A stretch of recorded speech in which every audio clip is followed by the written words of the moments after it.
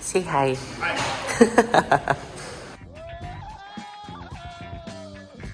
Hi everybody, and welcome to my channel.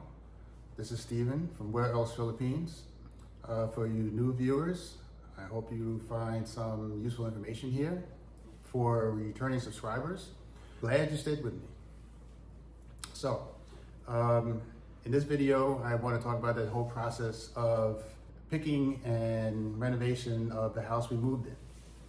Now, the short history of being here in the Philippines all this time has always been in a rental, from condo to, 2 houses. The first house was a 2-bedroom, but with many bathrooms, a little yard inside a gated community. The second was like 4 bedrooms, like it seemed like a mansion, as my friend used to call me when he came for a visit. Looked like I was the Fresh Prince of Bel-Air or something. Needless to say, while it looked like I was living large, the rental fee on both of those houses and even the condo were all relatively the same. But the difference is it's still a rental, and the rent, slowly over the years was going up. And I had reached that point of it's time, I think, to get something a little more permanent, something we can call our own. If anything needed to be fixed, we have to worry about fixing it ourselves. I don't have to worry about the landlord being called to come in and take care of it. And I can make whatever adjustments and arrangements that I want to make without having to hear about it from anybody else other than my partner. So we found this property after about 1 month, 1.5 months, 2 months maybe of looking around.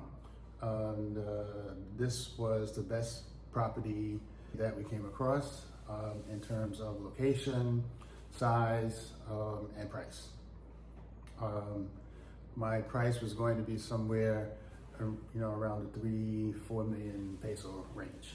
I wasn't going to spend 12, 15 million pesos. That would have taken everything that I owned, and I wasn't spending that kind of money here. So here I am, finding this property. We saw it. It's about 700 square meters in total size. The house was a small 2-bedroom. It used to be like, I guess, a farmhouse, because all of the land around here is mostly farmland. There's nothing really commercial, unless you call the sari-sari store commercial.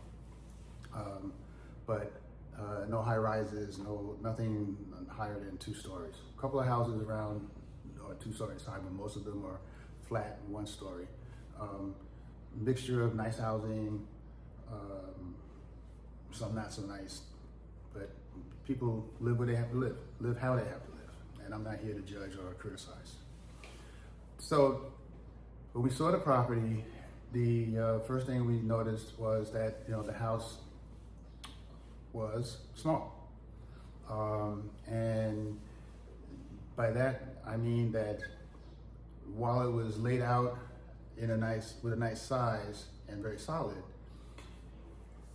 Filipinos, I'll just say this, for the most part, a lot of them are small, and they don't need a lot of space. They want small spaces, and that wouldn't be so bad, except that a lot of them live with a lot of people, which makes it a little bit cramped.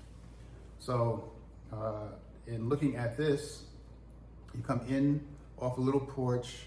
There's a living room in the front, which was like this wide, and then behind that was a wall with to the second bedroom, because the master bedroom was off to the side in the front of the house. On the other side, and that was a small bedroom as well. And then behind that second bedroom was a kitchen. The kitchen went from one side of the house almost to the other side of the house. We looked at the back of the house, which had a dirty kitchen, typical dirty kitchen, had water pump, a second CR.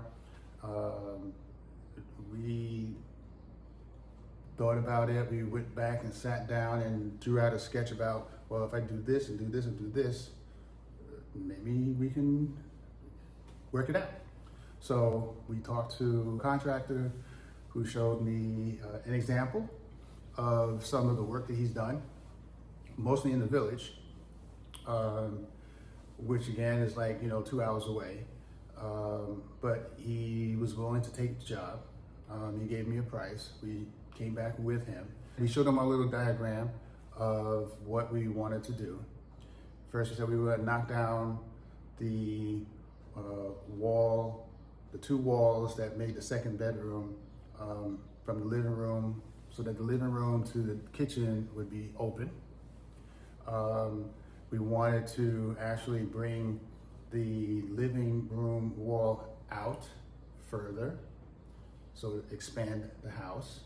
We wanted to take the side walls and extend them outward so that the master bedroom would be big enough for me to walk around the bed without banging into the wall. We were going to close off the kitchen on the side where the master bedroom was and make the second bedroom there, so that would also be big enough to put a full-size bed in and some closets and have space to move around, so that you wouldn't be on top of each other when company came, because once you build it, they will come, and they will all come, and they're not sleeping in my room, so they're going to have to sleep in the second room, and it has to be big enough for all of them. So he said he could do it. The price that he came up with was not as much as the house, which was awesome. And we went ahead and signed on the dotted line with the owner who lived in the US to meet his price. We make sure all of the documentation was going to be in order. Tax bills were paid, property tax, title tax, transfer of title, all of the paperwork was taken care of by our broker, who did a lot of running around back and forth between Alabang and Batangas, which was a big help because I knew we weren't going to be able to do that. So she helped us out a lot. The only thing that kind of slowed us up was in getting the final paperwork to be sent from the owner in the US to us here in the Philippines. And that kind of dragged things on a little bit to take us from when we thought we would be able to start on the construction. We were hoping in April. It didn't take place until almost May. May gets you closer to rainy season. In rainy season, you can't do construction, especially when you're talking about knocking down walls and expanding the roof. Nobody's gonna wanna work under a situation where there's no roof and no walls. So we were trying to get things moved along as quickly as we could. Supposedly, the contractor said he could get it done between May, June, and by July, when I came back, it'd be finished. So if it didn't start until May, that meant that, late May, you're talking now August, which I kind of expected, not a big deal. But I made an agreement with my landlord that I'd be out by September. They worked hard. We ran around to IKEA, looked at different ideas for cabinets. We bought some furniture, which I hate IKEA furniture, trying to put stuff together because it's always a pain in the neck. Regardless, the fixtures and the furnishings and the things that we wanted to have in the house were selected. Most of that was purchased before we moved, so that when the moving company was moving us from the house, Those new items would be included in that move. So that saved us a delivery fee and having to have it sent from wherever we were ordering the stuff from. Things were going pretty well. We'd come back, when I came back from New York, we'd come here every couple of weeks to check on the progress, to see how things were going, see that the walls were up, that the roof was in place, and cabinets were being put in, and the flooring was being done, and they were almost ready to do the painting. We had made bigger windows so that the air could flow through the house, since it was going to be like an open floor plan, so to speak. The air cons were ordered because even though we were counting on a lot of cool breezes going through during the cooler months of the year, once it got to summer, knowing it was going to be hot, I want to make sure I had plenty of air conditioning to keep us cool. So I got split type air cons for the living room, the dining area, and each bedroom. 2.5 horsepower for the living area and dining area, 1.5 I think for the master bed, 1 for the second bedroom. I can turn on either one or both of them when I want to cool things down to about 21 degrees Celsius, put on turbo for about 20 minutes, then turn one of them off, leave the other one set to about 24 degrees Celsius, turn off the turbo, and the house is cool. It's a Philippine version, I guess, of central air. Now, I thought at first that was, kind of odd, but as I looked around in the area, a lot of houses here have air conditioning, and a lot of them also have split type, so I didn't feel that it was too ridiculous. It wouldn't be like standing out. But everything was going well. It was fitting according to plan. Things were going great. And then we got hit with an expense that we didn't count on, which went into the area of what I call buffer.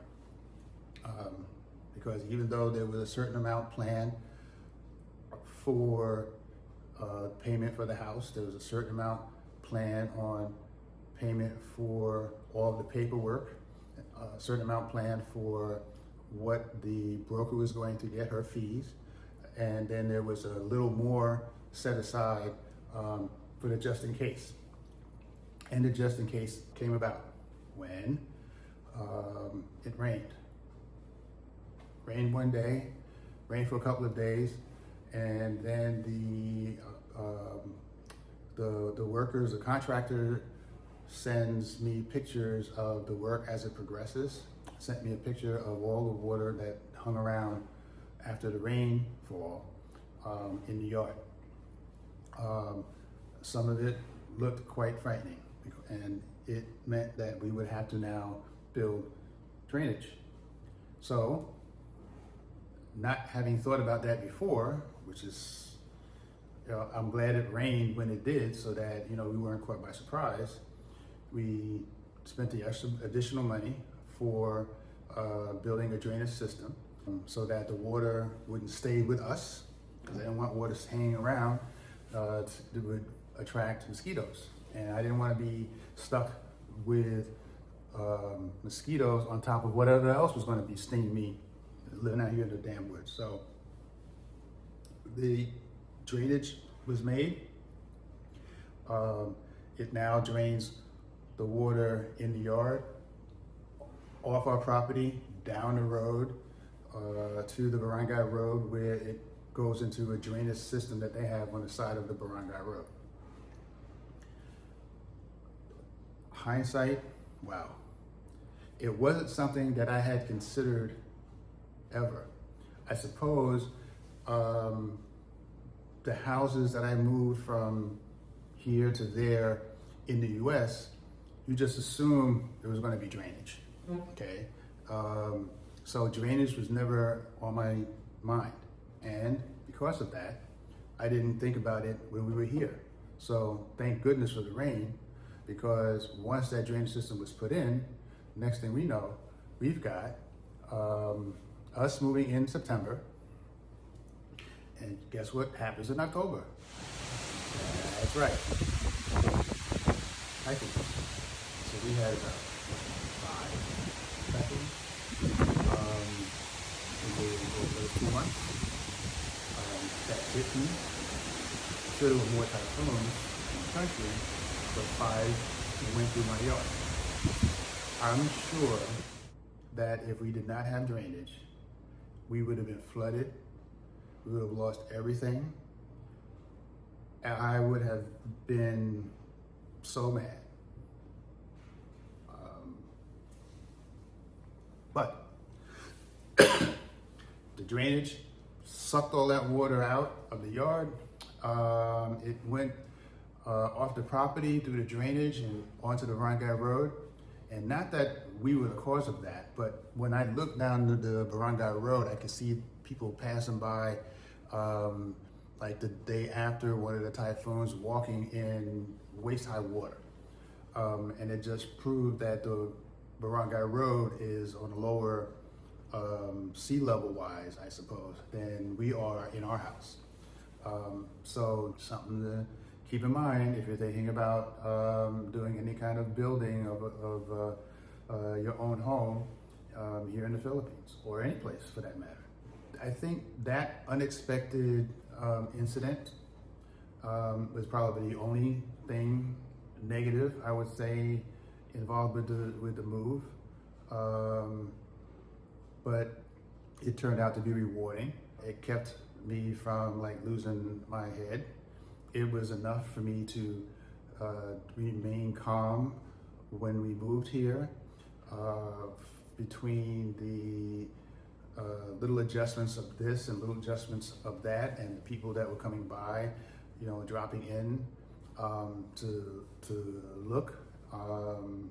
The new dog that now we had that I had to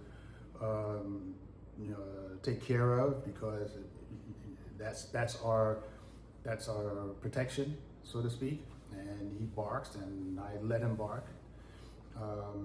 I told people who passed him by in front of the house that the dog does not speak Tagalog. So, you can't talk to him. He only understands English. So they're a little bit frustrated. They can't be friendly. And since it's a Belgian Malinois is the name of the breed, she's jumpy. So she likes to run up and down the fence line and jump at people. And, they recoil and they try to speak to her, and she ignores them because she doesn't understand Tagalog. So, which also helps me because then people don't have to stop and ask me 100 questions about like, what am I doing, who am I, and what am I doing here, blah, blah, blah. So that is the experience of the renovation, the moving in. Like I said, we got here in September. I think I was calm by Christmas. My girlfriend's family came for the holidays. We enjoyed them. Everything was great. And we welcomed the new year with a new attitude and a new set of weather-related issues, I'll call it, because now we're into the summertime. And the breeze that blows now is not cool, it's hot, and it carries a lot of dust. So the windows are closed, can't get the fresh air, but I got the air. Therefore, in conclusion, what I would say, when you're going to look into buying property, buying a house, and of course, the choice is entirely up to you, okay? Especially here in the Philippines. Right now, I don't own any of this. It's in my girlfriend's name. If you're gonna let your girlfriend or your wife have ownership over everything, don't screw up the relationship. Keep it good, because you don't want to become homeless. Number 2, when you buy, set yourself a budget. Know how much you're going to spend. Try not to spend every penny you have because you might be homeless. Keep your goals to something that's reasonable, workable, affordable. Make sure you have a good broker who knows how to get the paperwork done and who do the running around for you. Have a good builder or a contractor who can get the crew together to build for you.